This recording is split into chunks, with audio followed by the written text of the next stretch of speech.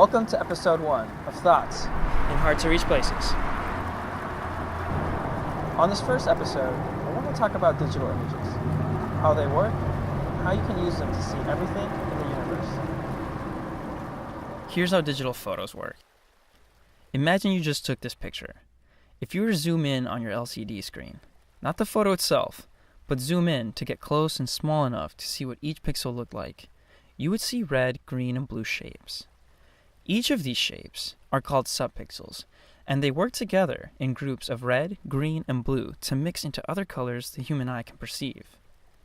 For example, this group of subpixels mix to produce a beige pixel, just like all these other groups mix to produce their own unique colors. The exact color of any given pixel is defined by the brightness of its subpixels. So, this particular pixel looks the way it does because its red component is set at a brightness level of 235, its green component at 202, and its blue component at 159. These subpixels can shine at any one of 256 values, as if each one were connected to a dimmer switch that could be set to one of 256 brightness levels. What that means is that for a red subpixel, that variation in brightness would make it look bright red at a value of 255, and would become progressively darker until black at a value of 0. The same holds true for green and blue subpixels. By mixing these brightness levels, any given pixel can display one of almost 17 million colors. In a clever feat of engineering, computers are built to change the brightness of these subpixels, of which there are millions in newer displays, up to hundreds of times a second. This is all done so that, when viewed as a whole, the light from these subpixels can trick the eyes into perceiving outer space, or anything else.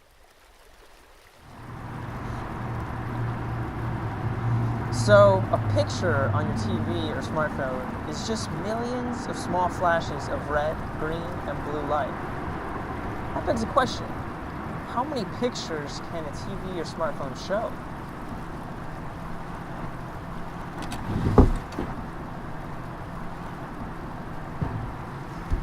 An iPhone 6 can show 256 to the power of 3,001,500 pictures. Let's unpack this figure. Superficially speaking, it's really just the number of brightness levels each subpixel can show raised to the number of subpixels the screen has. And that's great, but that doesn't leave us with a physical sense of what's actually going on here. To get that, imagine that every pixel in the screen is like a digit on a car odometer. So instead of rolling over 9 numbers, each pixel rolls over 16.7 million colors. Now, when each one does that, the preceding pixel increments its color by 1.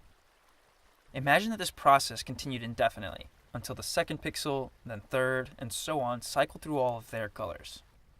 Whenever a pixel's color increments by 1, there's a minutely different image shown on the screen. And while you can't tell the difference, right now, this phone is changing pictures. Pretty boring, right? At this rate, you'd literally die before 99% of the screen became any color other than black.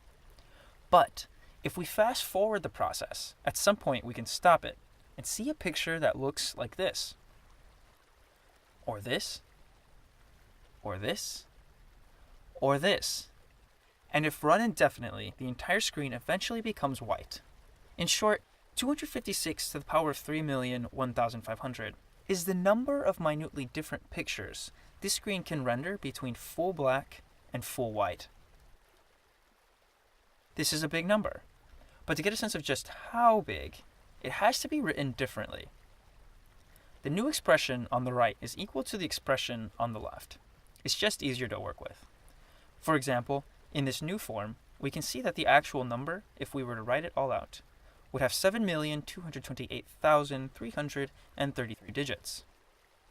Compare that to the number of people alive today. That has 10 digits. The number of pictures this phone can show is larger than the number of grains of sand on Earth, is bigger than our best estimate of the number of stars in the sky, and it's even bigger than the number of atoms in the observable universe. To this last point, 10 to the power of over 7 million is obviously bigger than 10 to the power of 80. But with exponents, it's important to remember that the figure on the left is not just 7 million times bigger. It's way bigger. A better comparison would describe the large figure in terms of the smaller one. In doing just that, we see that the figure on the left is equal to about 10 to the power of 14 raised to the power of 80, itself raised to the power of 80, itself raised to the power of 80 again. And as if that weren't big enough already, all of this is multiplied by about 2. This, my friends, is how many pictures the smallest iPhone 6 can show. Alright, so it's a big number. Who cares? Well, the implications of its enormity are a bit startling. If you could see every picture that an iPhone 6 could show, you would see everything in the universe. Think about it. You would see a picture of the crucifixion of Jesus Christ. Among those images, you would see the resting place of Jimmy Hoffa. But you'd also see things that don't exist in this reality. For example, you'd see a scene out of the Harry Potter universe. But also, every frame of every movie that's ever been created or will be, you'd also see a picture of every page of every book that's ever been written or will be. You'd see it all. You'd also see pictures of you. It would be as if 100 trillion cameras had followed you around, taking pictures every second from birth until death.